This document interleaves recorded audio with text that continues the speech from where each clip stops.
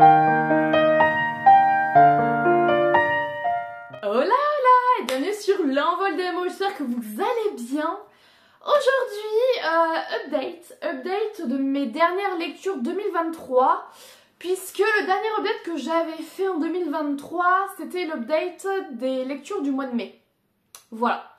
Donc, du coup, j'ai été voir ce que j'avais lu entre mai et décembre. J'ai pas lu des masses, donc pour ça que je fais cette petite vidéo. Et puis je me dis peut-être que vous avez envie justement d'avoir mon avis aussi sur les autres livres que j'ai lus durant l'année, hein, enfin durant la fin de l'année. Donc c'est parti. Alors déjà pour commencer, au mois de juin j'ai lu la saga des 7 sœurs. Bon là je vous montre le dernier tome qui est sorti parce que c'est le dernier qui était le plus facile à attraper dans la bibliothèque en fait, voilà, tout simplement. Donc la saga des 7 sœurs, les gars, c'est une saga mais exceptionnelle. Donc dans cette saga, nous allons suivre du coup 7 sœurs.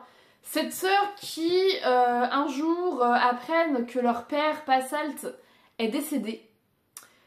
Et à son décès, elles reçoivent chacune une enveloppe qui va les mener à leurs origines. Chacune vont devoir, si elles le veulent, mener une petite enquête pour retrouver leur histoire, voilà, l'histoire de leurs parents biologiques, de leur famille. Donc c'était vraiment exceptionnel. Chaque tome est top. Je vais pas vous faire un avis sur chaque tome, mais vraiment, tous les tomes sont vraiment très bien. C'est super bien écrit. Lucinda Riley, franchement, une pépite. J'adore son style d'écriture. C'est génial. C'est vraiment très bien. C'est vraiment une saga familiale à lire. C'est assez feel good, ouais, c'est assez feel good, franchement, puis on voyage dans chaque tome, on change d'endroit, on change de pays, on change de ville, c'est génial, c'est juste génial. Et ce dernier tome, Passalt, c'est Atlas, l'histoire de Passalt, excusez-moi, franchement ce dernier tome aussi est exceptionnel. Ici on en apprend plus sur Passalt, justement, sur son histoire, sur pourquoi il a adopté les filles, sur pourquoi du comment, hein, tout simplement. On répond vraiment à nos questions, et ça c'est vraiment trop bien, parce qu'en fait j'avais peur, parce que ce tome-là a été écrit à moitié par Lucinda Riley et à moitié par Harry Whittaker. Donc du coup, j'avais un peu peur en fait qu'on n'ait pas vraiment les réponses à nos questions. Du coup, ça aurait été, d'un côté ça aurait été compréhensible parce que Lucinda Riley n'est plus là, hein, donc du coup ça aurait, enfin voilà, je m'attendais à moins et j'ai eu vraiment quelque chose de vraiment très bien. J'étais à fond dans l'histoire, je l'ai lu en très peu de temps celui-ci, comme vous pouvez le voir je l'ai dévoré, hein, voilà, les post-it en attestent, tellement plein de choses, j'ai limite envie de le relire, tellement c'est bien. On apprend tellement de choses, c'est tellement instructif. Enfin, puis je trouve que c'est vraiment instructif comme saga. On apprend des choses sur, enfin des choses historiques. On apprend plein de choses. Franchement, lisez-la. Lisez cette saga. Lisez. Voilà. Tout ce que j'aurais à dire sur cette saga. Ça fait déjà pas mal. Sachant que j'ai dû me répéter. Bref. Ensuite, j'ai lu Caraval. Caraval, je l'ai lu fin octobre-novembre, quelque chose comme ça. La saga Caraval, donc c'est pareil, j'ai pris le tome 1, j'ai pas pris les deux autres. Donc c'est une trilogie du coup sur donc Scarlett et sa sœur Donatella qui vivent sur une île où leur père est assez cruel, est assez sadique, et elle ne rêve que d'une chose, c'est partir. Voilà, c'est partir. Un jour, c'est Scarlett qui reçoit... Ouais, c'est Scarlett reçoit une lettre de Caraval pour participer au jeu Caraval, qui est dans je sais plus sur quelle île. Et elles vont rencontrer Julianne. Bon, moi je vais dire Julianne, mais je sais pas si ça se prononce comme ça. Elles vont rencontrer donc Julianne qui va les aider à aller sur cette île pour pouvoir participer au jeu Caraval. Elles en rêvent depuis gamine, elles ont 17 ans, j'ai pas précisé, mais elles en rêvent depuis gamine de ce jeu, et là on les invite, donc elles y vont. Franchement cette saga, alors j'ai vraiment très bien aimé les tomes 1 et 2, J'ai une préférence pour le tome 2 que pour le tome 1, par contre aussi. Par contre, le troisième tome, en fait, j'étais déçue. Je m'attendais à plus. Je m'attendais à plus avec le tome 3. Au tome 3, on nous dit que c'est la fin de la partie, donc la fin du jeu, machin, mais au final, bah, il y a pas... Non, je vais pas spoiler. Je ne vais pas spoiler, je ne dirai rien. Mais je suis déçue. Voilà, tout simplement, je suis déçue du tome 3. Les tomes 1 et 2 étaient très bons pour moi. Enfin, j'étais à fond dans l'histoire, c'était trop bien. On nous parle de mythologie aussi, enfin, avec les fatalités et tout. Et le tome 3, alors oui, le tome 3, on continue sur le sujet des fatalités, machin, parce que, bah, il y a eu un fil rouge entre le tome 2 et le tome 3. Mais, enfin, voilà, ça se termine et j'étais là, tout ça pour ça, quoi. Voilà. Dites-moi si vous avez lu cette saga, ce que vous en avez pensé et si le tome 3, si jamais le tome 3 vous a plu, dites-moi. Je serais curieuse d'avoir vos avis aussi, parce que bon voilà quoi, les avis lecture c'est quand même assez subjectif, chacun a son propre avis et du coup bah, j'aimerais bien voir d'autres avis, tout simplement. Voilà. Ensuite, j'ai dû lire donc Caravas sûrement au mois d'octobre. J'ai lu Malefico entre novembre et décembre. Voilà, donc Malefico c'est un thriller de Donato Carisi. Donato Carisi, donc c'est celui-là qui a écrit Le Chuchoteur. Alors moi je n'ai pas lu Le Chuchoteur, mais en tout cas Malefico était trop bien. Franchement, ici on nous parle de Vatican, de religion, de diable, de Satan. On nous parle de plein de choses et c'est vraiment trop bien. Au tout début, alors je vous avoue que les premières pages, je n'ai pas spécialement compris au début. Au départ j'étais là, d'accord, mais en fait plus t'avances, plus tu comprends en fait, tout simplement. Donc si jamais vous l'avez pas lu et que ça vous tente, ne soyez pas désespérés par le début ou peut-être vous n'allez pas comprendre grand chose, mais ça va arriver petit à petit. Croyez-moi, il est top. Il est top. En tout cas pour moi, hein. Après vous à voir, mais moi franchement j'ai vraiment très bien aimé.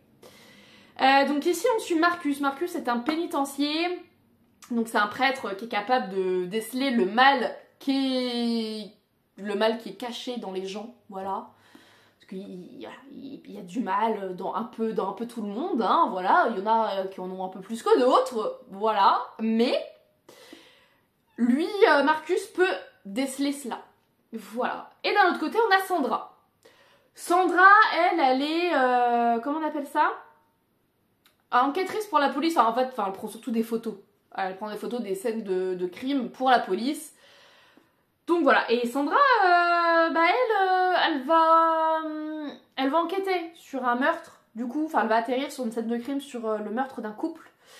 Et quand elle va regarder les photos de la scène de crime, parce que il faut bien regarder les photos hein, pour voir les indices. Donc elle regarde les photos et elle se rend compte de quelque chose qui va la bouleverser et qui va la mener à enquêter sur cette histoire. Voilà. Et à un moment donné, Marcus et Sandra vont se rencontrer, bien entendu, sinon, comment on mêle tout ça, voilà. Ils vont se rencontrer et je n'en dirai pas plus. Vraiment, c'est très bien. C'est très bien. C'est une enquête.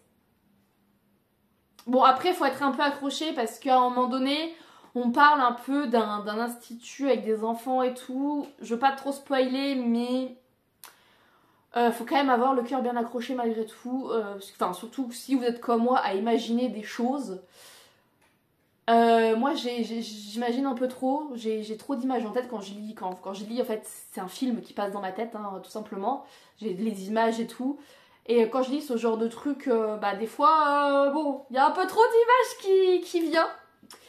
Et donc du coup, il faut quand même s'accrocher un petit peu à certains passages. Après, il n'y en a pas beaucoup. Hein. Franchement, il n'y en a pas beaucoup. C'est vraiment vers le milieu fin qu'on parle de ça. Enfin, voilà. Parce qu'il y a un intérêt hein, qu'on parle de ce petit institut. Hein, il y a quelque chose. Mais, voilà. Juste... je préfère avertir que bah, les âmes sensibles, peut-être aller ailleurs. Peut-être. À voir. Voilà. Et enfin, le dernier roman que j'ai lu en 2023, c'est Cœur pirate de Erin Kova. Donc c'est un roman que j'ai acheté au festival New Romance. Alors oui, je sais, vous avez attendu le book haul du festival New Romance qui n'est jamais arrivé. J'en suis désolée. Voilà, j'en suis désolée. Si jamais vous avez envie de voir les romans que j'ai achetés au festival New Romance, vous pouvez le dire en commentaire et je vous ferai une vidéo malgré tout. Même si elle est en retard, c'est pas grave, ça ne me dérangera pas. Voilà. Bon, je l'ai pas faite parce qu'en fait je me suis dit que... En fait au début je voulais la faire, enfin je devais la faire. Et puis il y a des choses qui... Enfin bon voilà, du coup je l'ai pas faite. Et après quand je me suis dit bah... Je pourrais peut-être la faire, je me suis dit ouais mais peut-être trop tard et tout. Donc dites-moi dans les commentaires si vous avez envie de voir cette vidéo. Voilà. Et je la tournerai et voilà. Mais du coup j'ai acheté Cœur pirate au festival New Romance. Donc Erin me l'a dédicacé en plus. Voilà. Elle est trop gentille, c'est une autrice vraiment très gentille. Et elle aussi elle adore lire. Voilà. Elle a aussi dévalisé le festival. Voilà. Bref. Ici j'ai découvert pour la première fois de la romantécie. Donc de la romance dans un univers de fantasy tout simplement. Donc là, Cœur pirate, on nous parle de pirates, de bateaux, de mer, de royaumes bien sûr. Sinon ce n'est pas drôle. Attendez, il faut que je déplace le livre parce que j'ai un minou qui adore détruire les livres. Voilà. Ici c'est Morgan. Morgan Kerr est Morgan Kerr est un redoutable pirate des mers du sud. Voilà, redoutable pirate. Il a une idée en tête. Enfin là il retourne au royaume de Lys. Ça fait 5 ans qu'il n'y a pas été, c'est ça? 5 ans qu'il n'y a pas été. Il y a 5 ans il a été au royaume de Lys et il en est ressorti que... Comment dire que maintenant c'est un fugitif. Donc 5 ans après, il retourne à Lys pour une seule et unique raison. Kidnapper Victoire. Victoire, la fille du chancelier du roi. Enfin chancelier, hein, si je dis pas de bêtises, oui c'est ça, c'est le chancelier du roi. Lui il a qu'une envie, c'est... Enfin voilà, la kidnapper et voilà. Pour quelque chose, pour une vengeance, on sait pas quoi. Lui, au début, on sait pas pourquoi il veut se venger. Victoire, elle, n'a qu'une idée en tête, venger sa mère. Venger sa mère. Lors d'un bal, elle rencontre Morgan Kerr. Voilà. Elle apprend que... tout ça, de toute façon, je peux vous le dire, c'est dit. C'est dit dans le résumé. Elle apprend que Morgan Kerr est possiblement en fait le meurtrier de sa mère.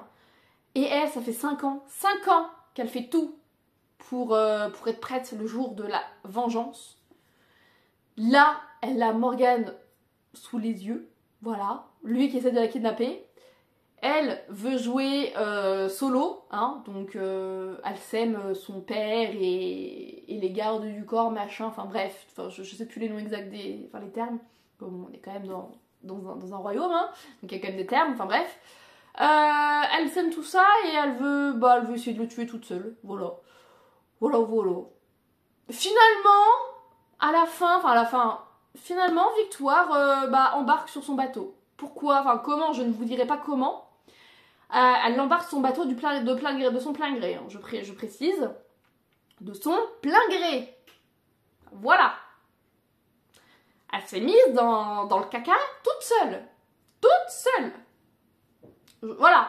Juste, je préfère préciser.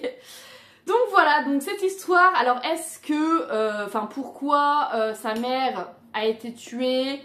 Pourquoi Morgan Kerr veut enlever Victoire? De quoi lui il veut se venger? On ne sait pas. On sait pas. Dans le résumé, on sait pas. Au début, on sait pas. Et au fur et à mesure, comme vous vous doutez, c'est de la romantécie, hein, on apprend des choses. Et voilà, on apprend des choses, il y a des trahisons, il y a des vérités qui sortent. Voilà. Et franchement, c'est très cool. Très cool, j'ai vraiment bien aimé. Je pense que c'était le pire résumé que j'aurais pu vous faire là, franchement, mais trop bien. Trop bien. Je l'ai dévoré en quelques jours et vous voyez, à chaque début de chapitre, il y a des petites épées comme ça, j'ai trop... Enfin, c'est un petit détail, mais c'est sympa. Donc voilà, du coup, fin 2023 a été dictée par 2 sagas et 2 romans. Donc ça c'est cool, très cool. Et bah voilà, écoutez ma foi, c'était trop bien. Tous ces romans étaient trop bien, franchement, sauf le tome 3 de Caraval. Voilà, c'est le seul petit intrus de la liste. Mais bon, on peut pas non plus faire du 100% aimer, hein, on peut pas, c'est pas possible. Donc voilà, bah écoutez, moi sur ce je vais vous laisser, j'espère que cette petite vidéo vous aura plu. Et puis bah sur ce je vous dis à très vite. Voilà, et si jamais cette vidéo vous a plu, dites-moi tout dans les commentaires. Voilà, si vous n'avez pas que commenter, mettez un petit emoji chat. Voilà, mettez les emojis chat. D'ailleurs j'ai pas mis mes oreilles de chat aujourd'hui. Zut, j'ai oublié mes oreilles de chat. Bon c'est pas grave. Bref, mais du coup, mettez un emoji chat si dans les commentaires. Si vous savez pas quoi commenter, ça prend même pas 2 secondes. Ça aide. Ça m'aide tout simplement et ça me ferait très plaisir également. Et puis bah écoutez, je vous souhaite une très belle journée, une très belle soirée suivant quand est-ce que vous regardez cette vidéo. Et moi, sur ce, je vous dis à très vite. Ciao ciao.